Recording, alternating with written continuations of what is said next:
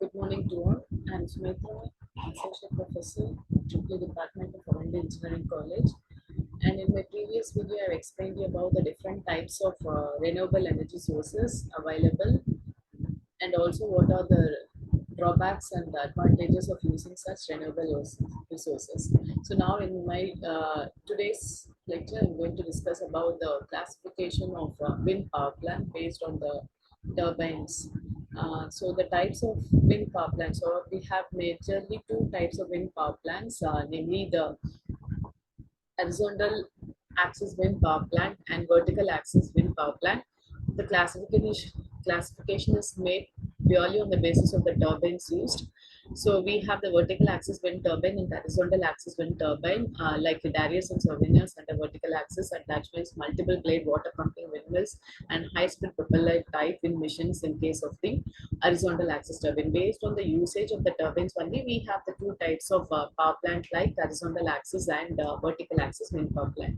So we all know that the wind is said to have a kinetic energy, which is nothing but the flow of atmospheric air. So if a wind turbine is coupled with that, it utilizes the kinetic energy of the wind to produce the rotational mechanical energy in its shaft. And this rotational energy of the shaft in turn runs an electrical generator, which has been coming out with the production of electricity. So since there exist two different types of wind turbine, like horizontal axis turbine and vertical axis turbine, we have two types of wind power plants, namely vertical axis wind power plant and horizontal axis wind power plant. So coming to the horizontal axis wind turbine, these are the most successful types of turbines which are rightly used now, and these are being used for commercial energy generation in many parts of the world, and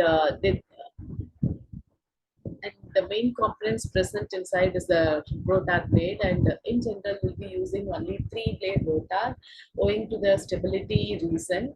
And also we know that we never prefer an even number of blades for the same stability reason. And there exist different parts of horizontal axis turbine. Let me see with the explanation of one by one components. So coming to the horizontal axis wind turbine, these are the schematic diagram, or these are the diagram which explains how what are the components present inside the horizontal axis wind turbine. And this is the rotor blade, and which are getting connected by means of a hub provided in the center. And all these are laid with the help of a foundation over here, and which is called as a tower. And right, so the rotor blade with the help of hub is get connected to a braking system through a north nacelle and also a gear train. Finally, it is getting coupled to a generator. And we also have an mechanism for controlling the speed and all, namely the yaw control mechanism and all. So this is the diagram which explains about the horizontal axis wind turbine. And the rotors of the horizontal wind axis turbine, already I told you there exists even a single bladed, two bladed, or three bladed. And this is a one which is wind as chalk multi-blade rotor, and this is one multi-bladed rotor, and this is the dot straight rotor. So this is how the vertical axis wind turbine will be. Anyway, the same components will be present one here also. Only the axis of rotation is getting varied. Right? This is the tower. This is the tower, and this is the bearing, and this is the gyro. Okay, and fine. This is your foundation, which is getting coupled with the generator, followed by a gearbox, and also we have a bearing and a control mechanism. All the other parts is going to be the same as that of the horizontal axis wind turbine. And coming to the rotors of the vertical axis wind turbine, here the types of cup type rotor, 7 years rotor, Darius rotor, and Musgrove rotor and Evans rotor. These are the different types of rotors available under a vertical axis turbine. And then there exists an important question like a comparison between the horizontal axis wind turbine and the vertical axis wind turbine.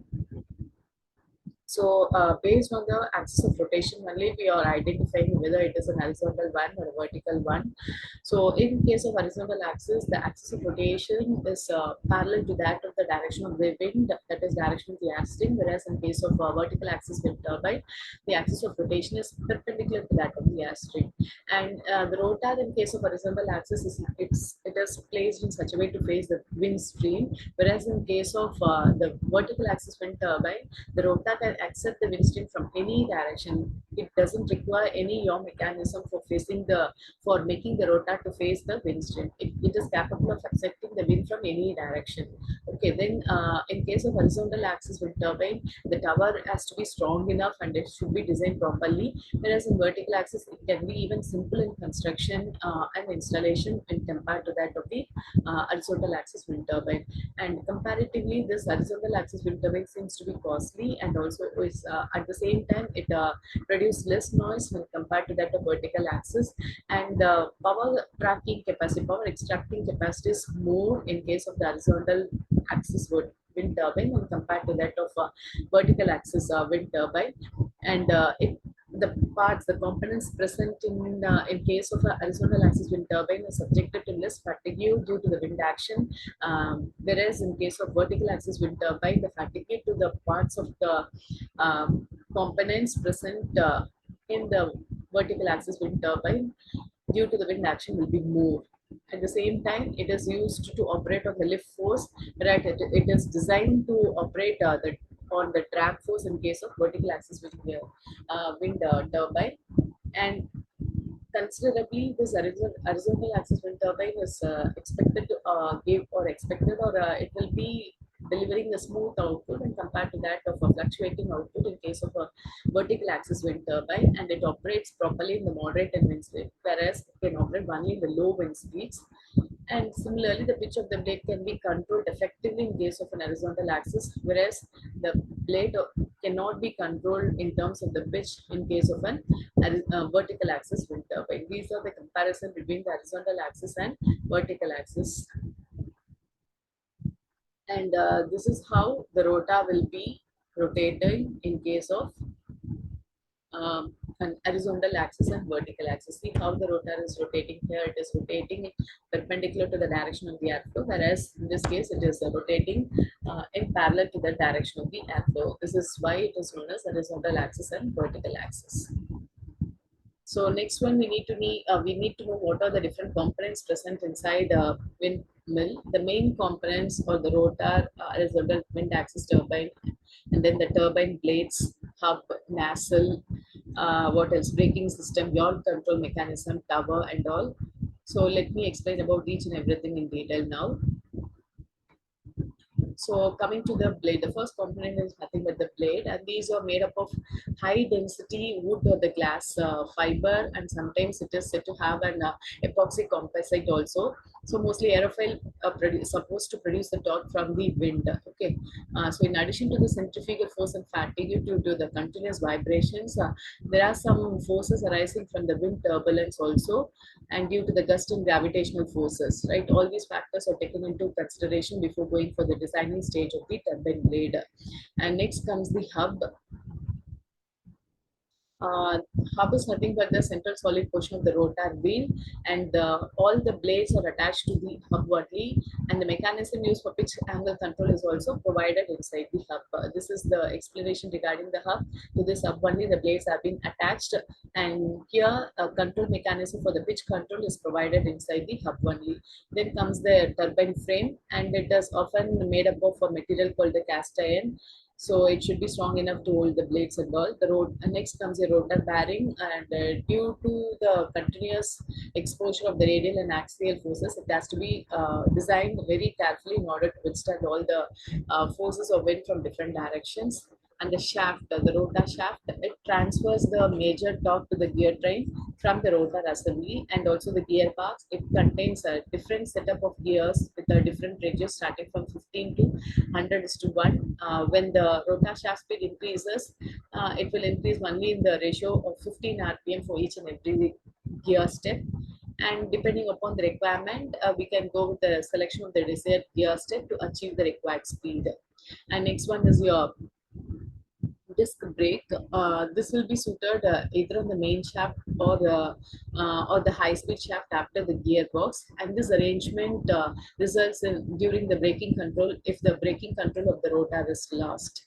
So next comes your generate nacelle. The term nacelle, what to say, is derived from the name of an housing containing the engine of an aircraft. Even in an aircraft, we have a nacelle pod which is supposed to house all the components of an aircraft. Here, in this case, the rotor is getting attached to that of a nacelle, and which is mounted at the top of the tower. So this nacelle is said to have the rotor, brakes, gearbox, generator, switch gear, control, everything. So coming to the braking system, the what for the braking breaker is used is the brakes are used to stop the rotor when the power generation is not desired, right? So with the help of the gearbox steps, the shaft RPM is designed or to match up with the suit the generator. So the protection and the control functions are provided by means of this switch box and control block. So the generator electric power is finally conducted to the ground terminal through a cable. So also we have a yaw control mechanism over here. This mechanism is just required to adjust the nacelle around the vertical axis to keep it facing the wind, which is provided at the base of the nacelle. And finally, you have the tower. The tower supports the nacelle and the rotor. For medium and the large size turbine, the tower is long enough, that is slightly it is larger than that of the rotor diameter. But in case of the small turbine, small size turbine, the tower is much larger than that of the rotor diameter, as the air is erratic at the lower heights. And next one is your nacelle, as I already mentioned.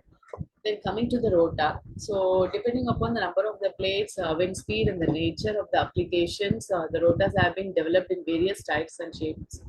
So based on the nature, whether it is an upwind or the downwind, and based on the blade shape, based on this only the rotor will be getting decided.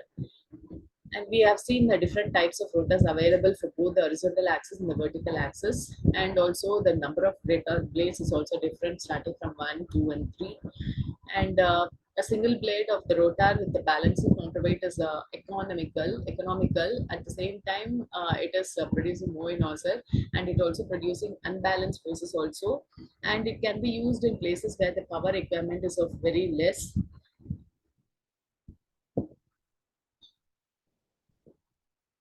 And what do you mean by upwind and downwind is, in upwind machine, the rotor is located in the upwind manner of the tower, whereas in downwind machine, the rotor is located downwind. That is, upwind means in front, then downwind means behind, right? The upwind of the tower, so receiving the wind relatively undisturbed by the tower itself. Downwind means behind the tower, we need to place this one. So both these is said to have a certain benefits. Downwind machine allows the use of the free yaw system. It allows the blades to deflect away from the tower when it is getting loaded. However, it suffers from the wind shadow effects of the tower on the blades as they pass through the tower's way as a region of the separated flow. For a high solidity tower with limited over rotor rating, the wind speed might be effectively reduced to zero, causing a severe impulsive load of the periodic nature. So this may be even dangerous, as it may excite many natural mode of systems that leads to a rotor upwind machine. On the other hand, produces higher power. Okay, so this is regarding the upwind and downwind nature of the systems. And the shape of the blade is similar to that of the aerofoil, which is taking place in case of an aeroplane. It will create a lift force or the drag force. Depending upon the requirement, it will take a different shape. And nowadays, the modern blades are constructed with a circular root near the base joining onto the hub. And the number of blades will be varying depending upon the speed. If you have a 2 or 3 blades, the speed will be in the range of 50 to 70 meter per second. And if the blades are in more, then efficiency will be considerably increased. The 3 blades are desired due to the aesthetic reason, but also the 2-bladed wind turbine give rise to visual flicker when the blades are in line with the tower, and this is an unpleasant to the eye. And transmission system. So we need to go with the drivetrain mechanism for transmitting the power, which is generated from the generating station. And now we are not supposed to make use of the power generator from the generating station as such, because we need to go for a transmission system which makes use of a transformer to either step up the level of the voltages or step down the level of the voltages. That is possible with the help of the transformer placed in between the grids and the generating station.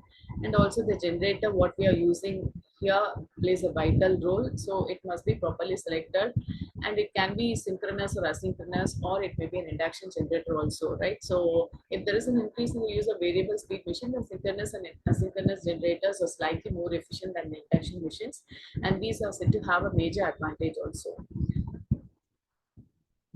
So the rating of the voltages at the point of connection of a large wind turbine, it is about typically 690 volt.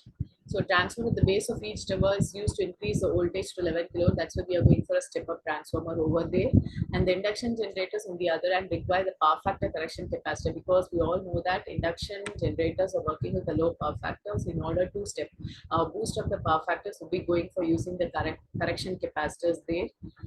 And the tower, this is the thing which supports the entire nacelle assembly and elevates the rotor to a suitable height so that the wind velocity is significantly greater, which results in the yielding of more power.